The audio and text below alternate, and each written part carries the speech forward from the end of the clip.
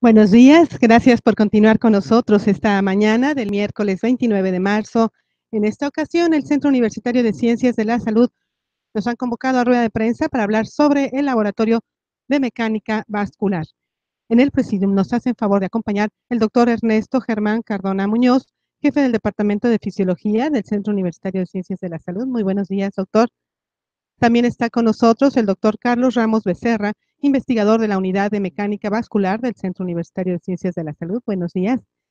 Y también le damos la bienvenida al doctor David Cardona Müller, investigador de la Unidad de Mecánica Vascular del Centro Universitario de Ciencias de la Salud. Buenos días a todos ustedes. Vamos entonces a dar inicio a esta rueda de prensa con las palabras del doctor Ernesto Germán Cardona Muñoz, no sin antes saludar a quienes nos ven por el canal de prensa de la Universidad de Guadalajara en YouTube y en redes sociales. Escucharemos con atención entonces al doctor Cardona Muñoz.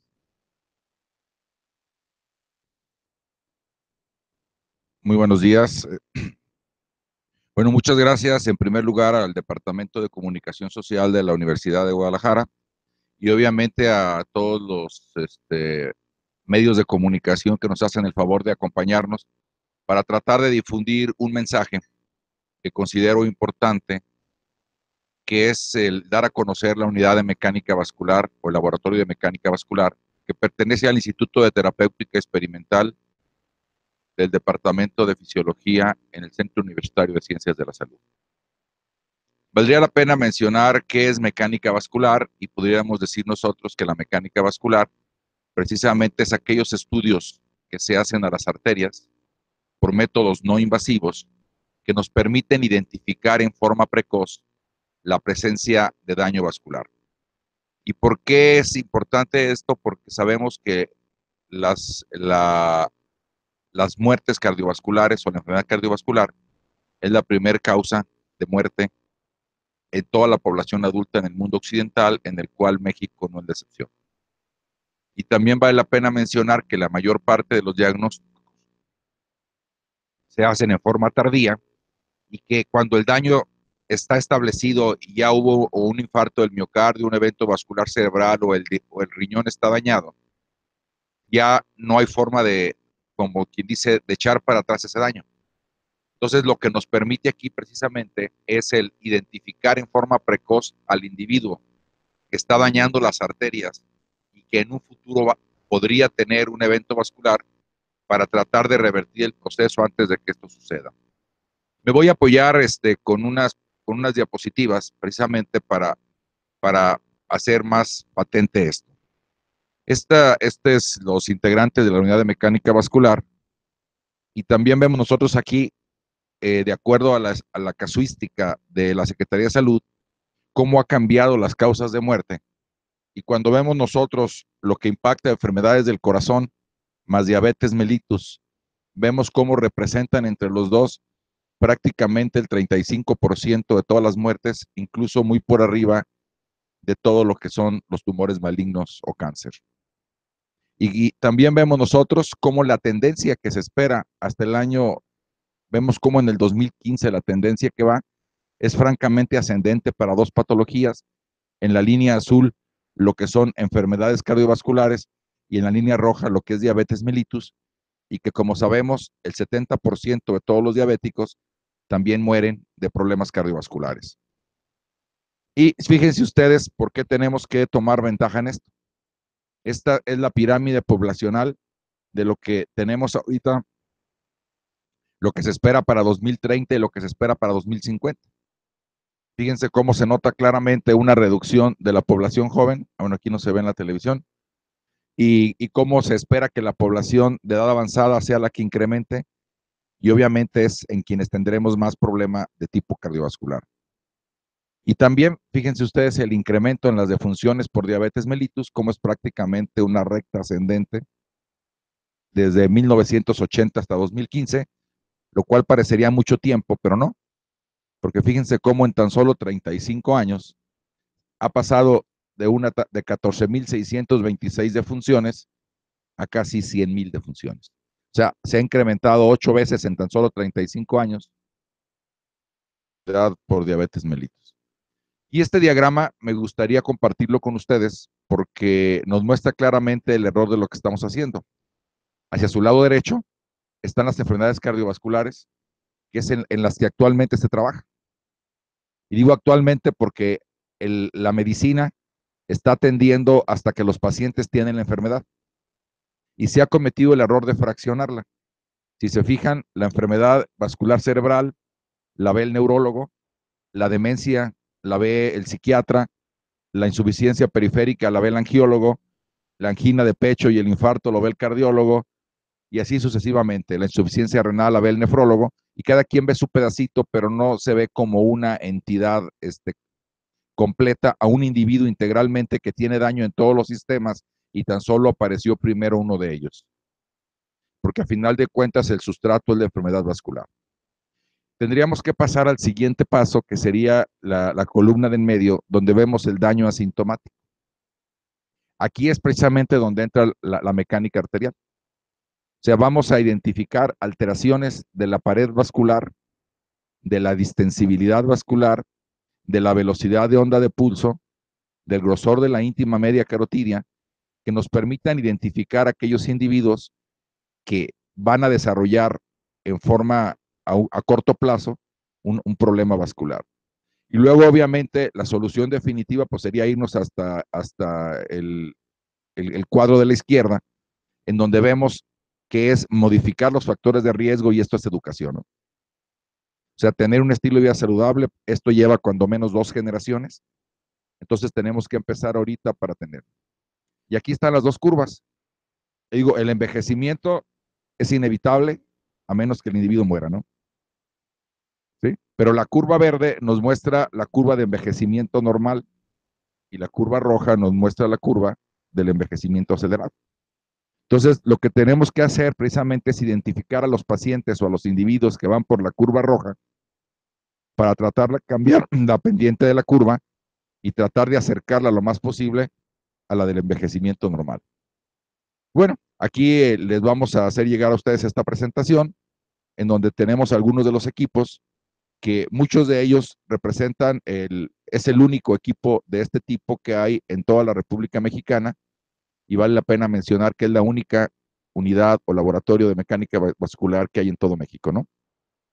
Entonces, estos son equipos que es para tomar la presión arterial 24 horas, pero que su principal función es que toman los parámetros centrales, no es la presión que se toma normalmente en el brazo y que nos dé el valor de la presión arterial periférica, sino nos da los valores que están en la aorta o en las arterias centrales, que son las que se transmiten directamente al cerebro, al riñón y al corazón, ¿no? Y bueno, aquí tendríamos otro equipo de otra marca. El primero era de tecnología alemana, este es de tecnología rusa. Aquí podemos medir la velocidad de onda de pulso en la arteria radial. Esto es tecnología japonesa. Esto es un equipo para medir los gradientes entre las arterias. Se usan los 4 brazaletes, como verán allá en las 4 extremidades. Posteriormente, cada uno de ellos va a dar un breve descripción de las técnicas. Y estos miden velocidad de onda de pulso de carótida femoral. Aquí tenemos los registros. Este equipo que es de avanzada que se llama el PopMeter, que usa un dedal como si fuera para oximetría digital en la mano y otro en el pie, y mediante esta técnica nos calcula velocidad de onda de pulso y parámetros centrales. Aquí vemos otro que nos saca un índice que correlaciona con la probabilidad de tener infarto del miocardio. Este nos permite medir el grosor de la íntima media carotidia y ver la distensibilidad de las arterias. Y aquí vemos imágenes de la línea verde que está hacia su derecha. Está midiendo el grosor de la capa íntima, que es como podemos detectar en forma más precoz la presencia de aterosclerosis, y a su lado izquierdo la presencia de placas en el bulbo carotidio. Cómo se mide la distensibilidad vascular, y este sirve para poder medir adiposidad visceral. Y este esquema, que sería así como que un mensaje como que integrador, nos permite ubicar en tabla de distribución cuál es el grosor de la íntima media carotidia que se tiene con la edad, y entonces ubica al individuo, que es el punto negro, en la edad que tienen sus arterias. Y aquí vemos cómo este individuo de 48 años que era obeso, no era hipertenso ni tenía ningún otro problema, resulta que su edad vascular es de 83 años, ¿no? Entonces, este individuo es lo que se llama envejecimiento vascular acelerado y son a los individuos que tenemos que identificar porque estos individuos seguramente harán un problema vascular a corto o mediano plazo. Entonces, este es precisamente el mensaje que queremos transmitir, dar a conocer cómo podemos decir que esta unidad de mecánica vascular ha tenido un modelo muy importante porque ha logrado interactuar y ha logrado hacer convenios con las industrias de equipos de prácticamente cuando menos 6 países para que la mayor parte de estos equipos están dados en comodato. Estamos participando para la validación de estos equipos en población latina y estamos participando en varios grupos, tanto latinoamericanos como europeos, para obtener estos datos y tener la validación de los equipos en la población latina, y es la forma en la que muchos de estos equipos nos pudimos hacer de ellos para poder operar la unidad y dar servicio a la comunidad. Vale la pena mencionar que dentro de las funciones que hacemos en esta unidad está obviamente la de investigación, que es la, digamos, como la número uno, ¿no? Pero luego también tenemos la de formación de recursos humanos, ya que hay alumnos de maestría y de doctorado que están trabajando ahí haciendo sus tesis. Y tenemos también la de asistencia al público, ya que el público abierto puede ir a solicitar los diferentes estudios que se hacen. Trabajamos muy de cerca con los hospitales civiles para atender puntos concretos de solicitud de diagnóstico a algunos pacientes, y a la población abierta y protocolos de investigación específicos. Entonces, el mensaje que queremos transmitirlos, y si ustedes me permiten, harían una breve reseña de algunos de los equipos más importantes para que sepan más o menos de qué se trata. Muchas gracias por sus palabras, doctor Cardona Muñoz. Entonces, escucharemos con atención al doctor Carlos Ramos Becerra. Buenos días, pues, como menciona el doctor Cardona, bueno, es el primer laboratorio que tenemos aquí en México de mecánica vascular. Bueno, me gustaría reforzar un poco específicamente con el tipo de aparatos que tenemos. Tenemos una diversidad de aparatos para poder medir lo que es la mecánica vascular. La mecánica vascular es un ente verdaderamente grande, donde entran muchas especialidades, no solamente lo que es la parte cardiológica o de diabetes, sino que también, como mencionaba el doctor Cardona, la parte de inflamación, la parte de neurológica, la parte de diabetes, muchísimas entidades entran directamente a lo que es la mecánica vascular. Es decir, las arterias pues están en todo el cuerpo y las arterias se ven afectadas no solamente por las enfermedades cardiovasculares, sino también por enfermedades inflamatorias y autoinmunes. Por ende, es muy importante el hecho de poder nosotros detectar oportunamente lo que es, en este caso, la rigidez arterial. Un punto importante que me gustaría mencionar es la parte de uno de los aparatos que se mostraron anteriormente, que son los que se dedican básicamente a medir la presión central, la presión aórtica central. Es decir, nosotros comúnmente o durante la historia de la medición de la presión arterial se ha medido siempre lo que es la presión periférica, que es la presión que está directamente generada en el brazo. Nosotros tenemos la oportunidad de tener una diversidad de aparatos con los cuales nosotros podemos calcular y medir lo que es la presión central, es decir, la presión que está exactamente ejercida a nivel de la aorta, es decir, es la presión que está viviendo el corazón directamente.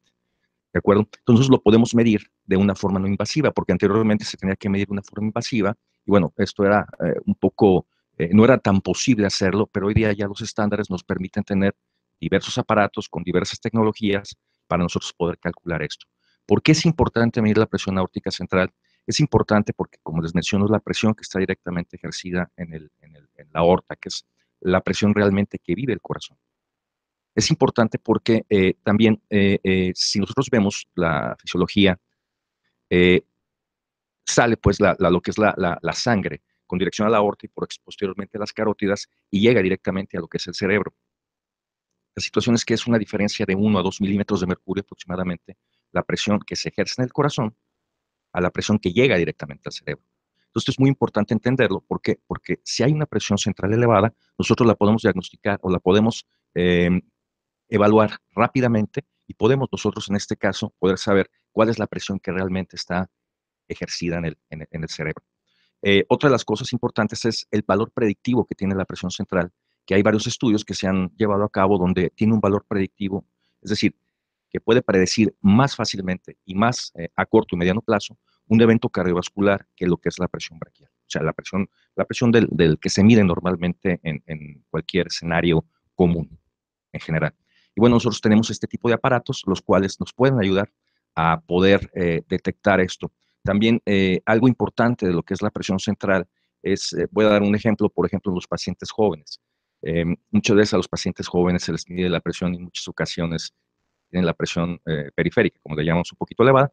Y por medio de la presión central nosotros podemos evaluar si la presión está conservada, es decir, si está baja, en este caso con relación a lo que es la presión del brazo, nosotros podemos ver que el paciente probablemente tenga algo que se llama hipertensión sistólica espuria o hipertensión juvenil, que es algo que estamos haciendo nosotros en colaboración con un grupo argentino y un grupo italiano para poder detectar en la población mexicana qué tantos pacientes nosotros podemos detectar jóvenes, porque pueden estar subdiagnosticados.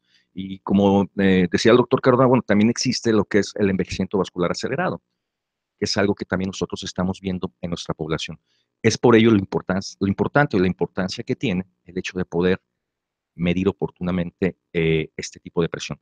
También muchos los médicos nos preguntan, o la gente, los pacientes o investigadores en general dicen, bueno, ¿qué es mejor, medir la presión central o la mejor periférica? Bueno, si hay que medir la presión periférica, hay que, en este caso, medirla bien sobre todo. Pero si tenemos la oportunidad de poder nosotros medir lo que es la presión aórtica, sería un instrumento muy importante. Si tenemos la oportunidad de hacer lo que es como nosotros lo hacemos en la unidad de mecánica vascular, bueno, pues obviamente que es una situación importante en la cual nosotros debemos de tomar las herramientas para poderlo hacer.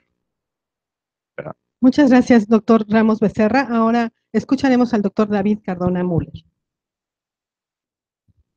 Bueno, buen día. En este caso, primero quiero reforzar el mensaje que una de las, a lo que estamos apostando en este centro de mecánica vascular es precisamente a la prevención, ya que uno de los principales problemas de salud y de la medicina en la actualidad es que muchas veces estamos tratando las enfermedades hasta que se presentan en vez de estar intentando prevenirlas. Y esta es una de las principales bondades que tenemos en este centro, que podemos detectar las enfermedades antes de que se presenten,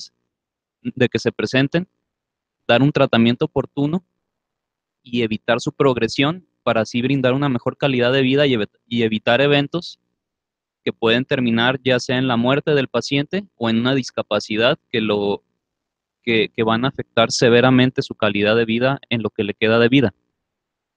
Y aquí tenemos dos diferentes tipos de aparatos, podríamos decir.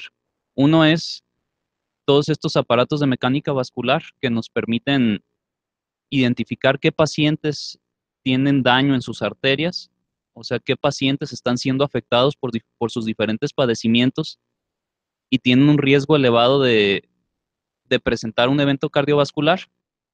Pero también tenemos otros aparatos que nos permiten guiar la terapia para poder dar el tratamiento o el tipo de medicamento que ese paciente específicamente necesita. Nos permiten hacer un tratamiento un poquito más individualizado, podríamos decir. Entonces, dentro de los aparatos que nos permiten detectar el daño para iniciar un tratamiento oportuno, porque también vale la pena decir que el paciente que más se va a beneficiar de un tratamiento oportuno es el paciente que tiene un riesgo elevado de presentar un evento. A mayor riesgo, mayor beneficio de recibir tratamiento. Entonces, aparatos como los que mencionaron para medir velocidad de onda de pulso carótido femoral o medir grosor de íntima media carotidia por medio de ecovascular y por medio de radiofrecuencia nos permiten identificar qué pacientes tienen mayor riesgo de presentar eventos a corto y a mediano plazo y son los que más se van a beneficiar de presentar un evento, de recibir un tratamiento. Pero por otro lado, también tenemos pacientes, en especial pacientes hipertensos, pacientes con falla cardíaca, cardiopatía isquémica, que son de difícil manejo y que ya han recibido 2, 3, 4 medicamentos diferentes y aún así, a pesar de esto, no se controlan de forma adecuada.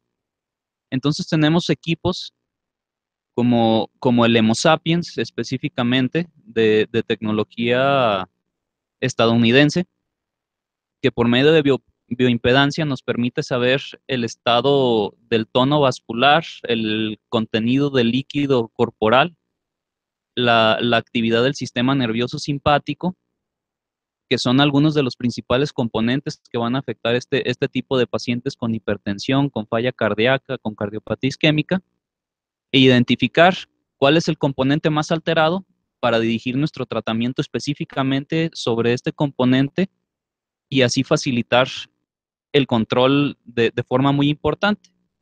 Se habla de que los hipertensos en forma global están controlados adecuadamente en un 20%. Con aparatos como este llegamos a lograr un control cercano al 90% de los pacientes, precisamente favoreciendo este tratamiento y control individualizado, dándole al paciente específicamente lo que necesita. Gracias, doctor Cardona Müller. Vamos a pasar a las preguntas que ustedes tengan. Les recuerdo, por favor, con micrófono. ¿Saber desde cuándo está funcionando este laboratorio? ¿Desde cuándo y cuántos pacientes han recibido y qué problemas han tenido o de qué los están previniendo? Bueno, vamos a partir un poquito atrás. Esto empieza con la dictaminación del Instituto de Terapéutica Experimental, que fue exactamente el 28 de mayo del año 2012, cuando el Consejo General Universitario dictamina la creación del Instituto de Terapéutica Experimental. Y dentro de este Instituto de Terapéutica Experimental, que está enfocado fundamentalmente a lo que es obesidad, diabetes, hipertensión arterial y enfermedades inflamatorias reumáticas, ya sea autoinmunes o no autoinmunes.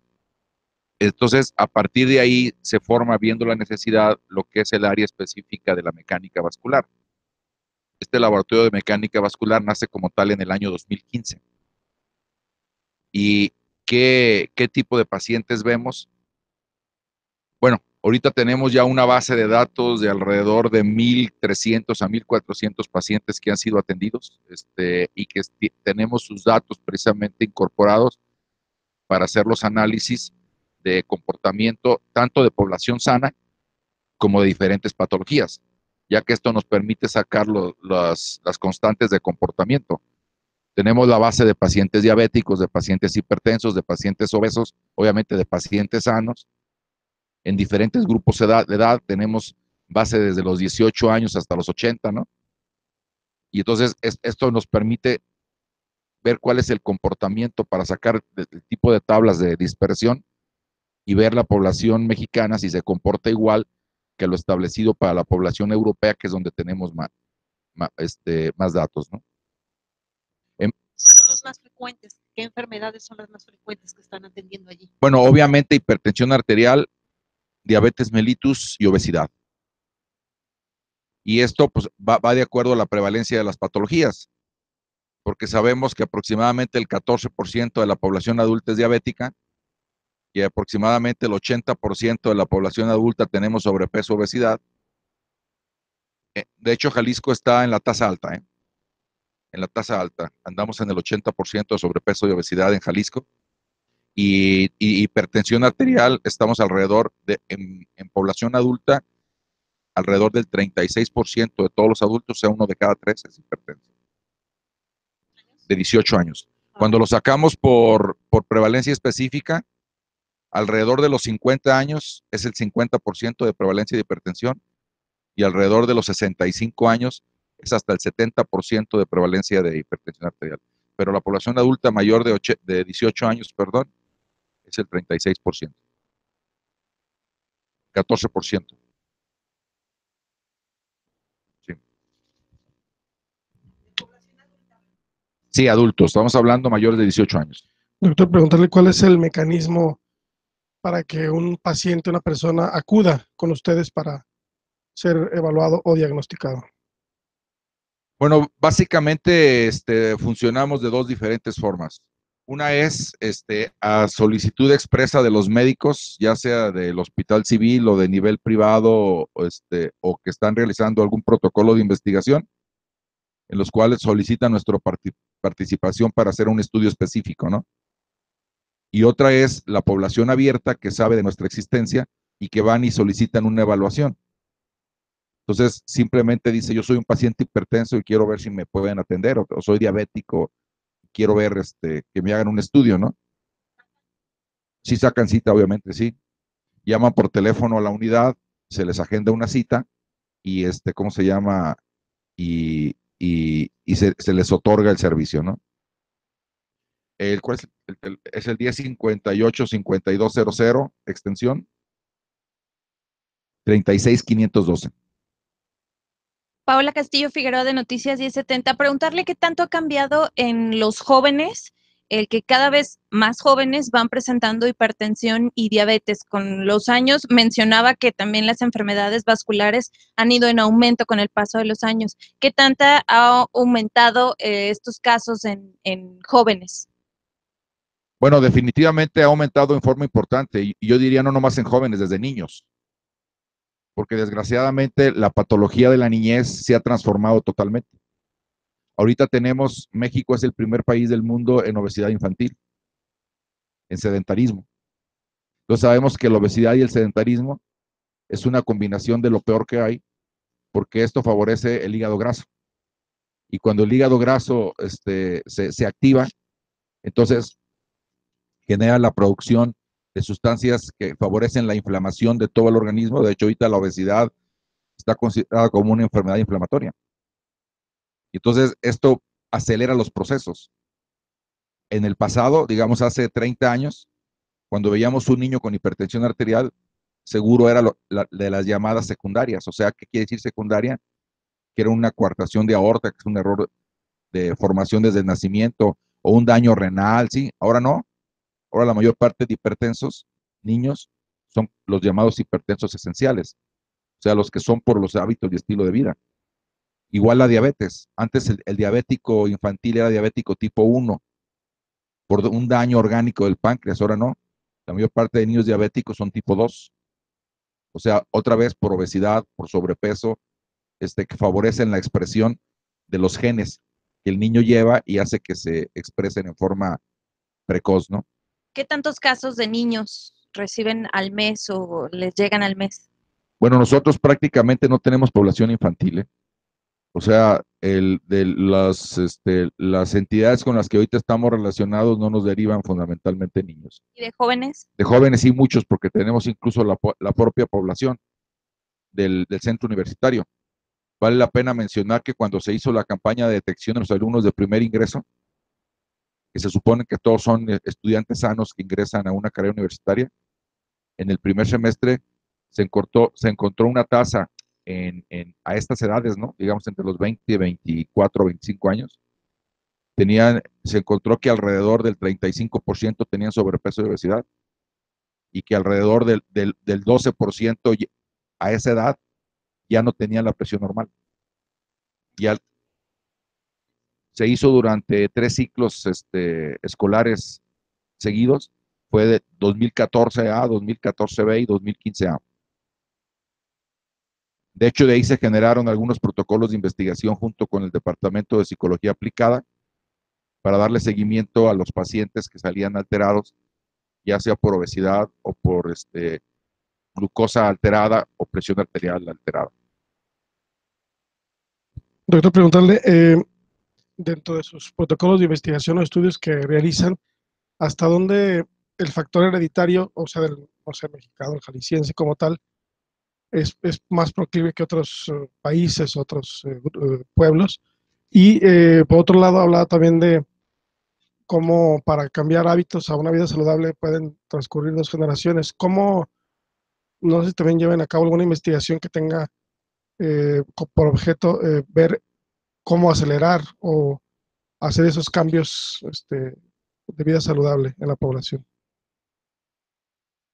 Sí, bueno, respecto voy a empezar por la segunda parte, ¿no? O sea, esta parte es quizás lo más complejo. Se han hecho muchos esfuerzos con muy pocos resultados.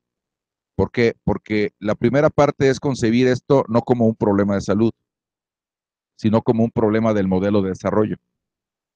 Porque esto implica desde el hecho de que los niños se quedaron solos en casa, que no hay quien los eduque, que no hay quien les cocine comida saludable, ¿sí? Segundo, el estilo de vida hace que las jornadas laborales sean cada vez, la gente está más fuera de casa, los espacios de vivienda son cada vez más pequeños, las áreas para hacer ejercicio son cada vez más reducidas, no hay quien lleve al niño a que haga actividad física, porque nosotros los adultos no la hacemos y el niño aprende por imitación. Además, los papás salen temprano, llegan noche, las calles son inseguras, el niño ya no puede salir a jugar en la calle como lo hicimos nosotros, ¿no? Entonces, obviamente es un entorno global, el exceso de ruido, el exceso de contaminantes, el exceso de iluminación, todo esto favorece el desarrollo de las patologías cardiovasculares, ¿sí? Entonces, hay que verlo, pero como un modelo global de desarrollo, o sea, cómo hacer para que educando a los padres, educando a los hijos, ¿sí?, podamos tener otra vez estilos de vida sana, o sea, comer lo que debemos, movernos lo que debemos y no hacer lo que no debemos hacer. Hay una estadística que está publicada, por ejemplo, el año pasado aquí en México se gastaron casi 30,000 millones de pesos en la industria de videojuegos y alrededor del 76% son menores de 18 años.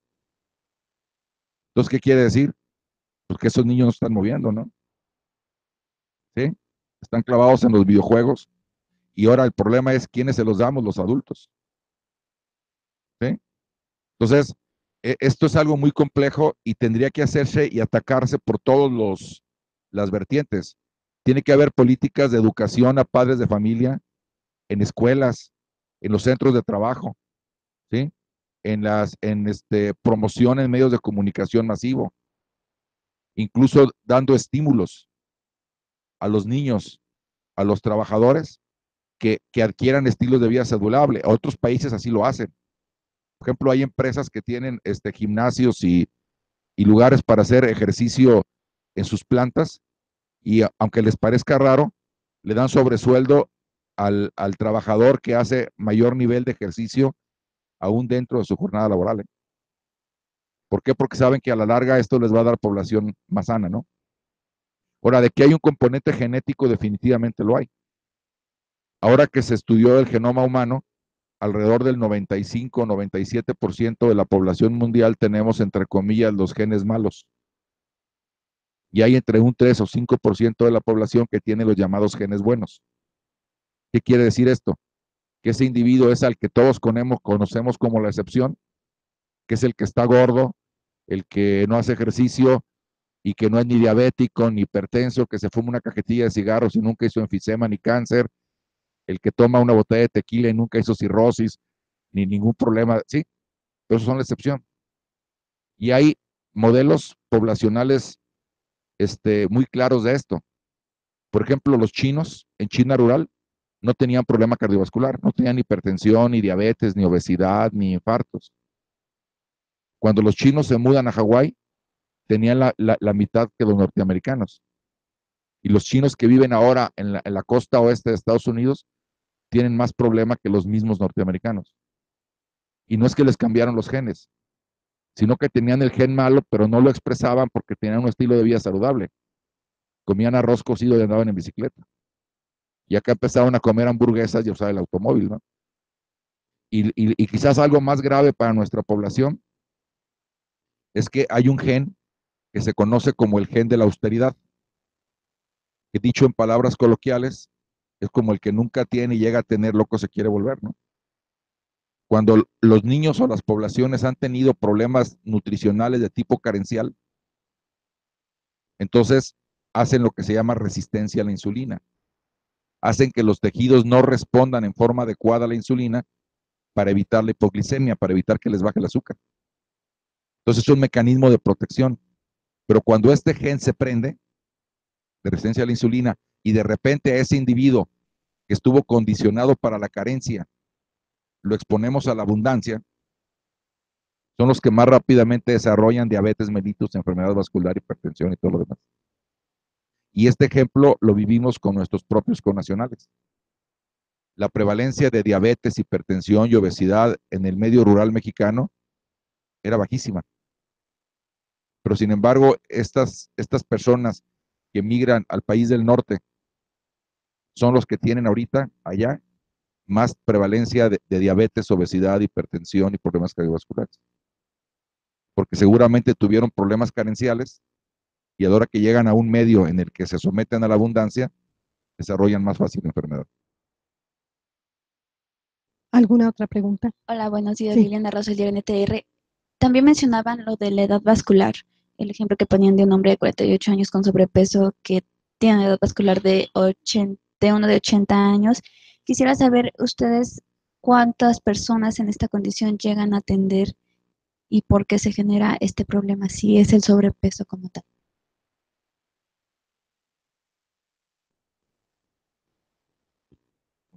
Bueno, pues una vez más, reforzando lo que acaba de mencionar el doctor, no todas las personas tienen los genes malos, la mayoría sí los tienen, pero independientemente de tener un gen bueno o un gen malo, cada individuo tiene una respuesta diferente a los diferentes factores de riesgo. Hay personas que con un colesterol de 120 pueden llegar a desarrollar enfermedad cardiovascular, mientras otras personas necesitan colesteroles de 240. Entonces, dependiendo del estilo de vida que van llevando los pacientes, pueden llegar a presentar diferente grado de daño vascular. Lo que vemos aquí, este ejemplo que puso el doctor de una persona de 40 años que tiene una edad vascular de 80 años es realmente frecuente. Sí, y mucho va a depender del número de factores de riesgo. Aquí lo que se hace es cuando se detecta un paciente que ya está presentando daño cardiovascular, se realizan intervenciones, en ocasiones intervenciones de tipo nutricional, recomendaciones en cuanto a actividad física, y si lo requiere, inclusive se inician medicamentos inmediatamente para tratar de evitarle ese riesgo, que siga progresando ese daño y prevenir algún evento en un futuro próximo. Pregunta es, los datos que dieron sobre enfermedades cardiovasculares como primera causa de muerte, ¿es en México, en Jalisco? Es en los dos. Ah. De hecho, si ustedes ven las causas de muerte, la última reportada para Jalisco, que creo que fue del año 2015, que es el dato que tenemos, si sumamos las causas de muerte cardiovascular en su conjunto, son más que todas las muertes por cualquier otra causa, juntas. De hecho, si luego quieren, traigo ahí los datos que no están en estas diapositivas, pero que vienen por número de defunciones reportadas. Lo que pasa que muchas veces se fracciona, ¿no? Y al fraccionarlas nos hacen ver como que fueran menos importantes. Porque, por ejemplo, se reporta como una causa de muerte infarto de miocardio, como otra causa de muerte evento vascular cerebral, como otra causa de muerte daño renal terminal, otra causa de muerte insuficiencia cardíaca, cuando que en sí todas forman parte del mismo complejo de problema cardiovascular y desenlaces producidos por estas patologías. Entonces, la primera causa de muerte es enfermedades cardiovasculares, así es. Ajá, y son todas estas que me decía. Exactamente. Ajá. ¿Y las cifras que dio de las defunciones en 35 años es en México o en Jalisco? No, en todo el país. En todo el país. En todo el país, sí. Ese es en México. ¿En Jalisco tiene datos? Sí, hay los datos, los tengo aquí en otras diapositivas. Vienen los casos reportados para Jalisco del año 2015. Doctor, una pregunta adicional, ya para terminar, es que creo que valdría la pena mencionar los costos a los que tiene que pagar la persona cuando de manera individual o particular acude a hacerse algún estudio. Y por otro lado, ¿qué tanto están recibiendo están los aparatos en comodatos, se recibe financiamiento o por el contrario hay que pagar por ellos a los particulares? Esta parte si nos ayuda, por favor. Sí, bueno, en promedio, no vamos a dar ahorita toda la lista, en promedio más o menos este tipo de estudios se están cobrando una cuota de recuperación de 500 pesos. El costo promedio en el medio privado de un estudio de estos oscila entre los 2,000 y los 4,000 pesos. Entonces ahí está cobrando una cuota de recuperación de 500 pesos, que es precisamente para poder seguir manteniendo el funcionamiento de esto, ¿no? Cuando hablamos en comodato, nosotros no pagamos nada por los equipos. O sea, las compañías nos los ponen, podemos decir, bajo nuestra custodia y nos permite usarlos con el compromiso de aportar los datos que se solicitan para los estudios en los que estamos participando, ¿no? Estamos participando, les decíamos, en varios registros a nivel internacional, uno coordinado en Argentina, que es el grupo más importante de mecánica vascular con el doctor Pedro Forcada. Ellos tienen ya bases de datos arriba de los 15,000 o 20,000 individuos estudiados, que es como hacen sus plantillas de distribución, ¿no? Obviamente los europeos son los que tienen más experiencia en esto, incluso mucho más que los Estados Unidos, y ellos tienen ya bases de datos con cientos de miles de pacientes. Nosotros apenas vamos como en los 1,500, pero bueno, o sea, es algo que se va sumando y acumulando, pero ya podemos decir que tenemos valores de nuestra propia población, que es lo más importante. ¿Alguna otra pregunta? Casos nuevos que les llegan por mes a este laboratorio. ¿Cuántas personas por mes nuevos casos acuden? Pacientes nuevos.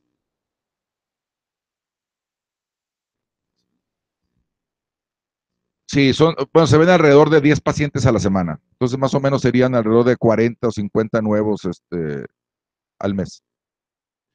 Pero es que llegan de diferentes causas, porque, por ejemplo, están llegando pacientes de enfermedades reumáticas, que es un proceso inflamatorio crónico que es un modelo de enfermedad vascular acelerada del paciente reumático.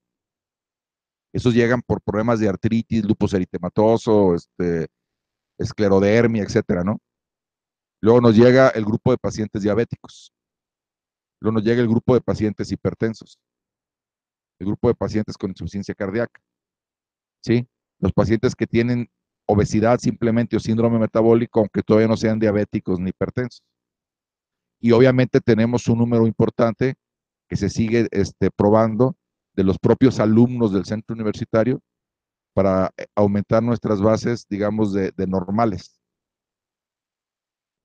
Nuevos pacientes. Más o menos. Con todas estas enfermedades. Más o menos, así es. Más o menos. Más los pacientes que ya están en seguimiento, ¿no? No. Los controles normales son independientes. ¿Alguna otra pregunta? Si no, les agradecemos mucho la difusión que hagan de esta unidad de mecánica vascular. Les repito el teléfono para las citas, 1058-5200 en la extensión 36512. Muchas gracias a nuestros integrantes del presidio, muchas gracias a ustedes, a todos, que tengan muy buen día. Muchas gracias a todos.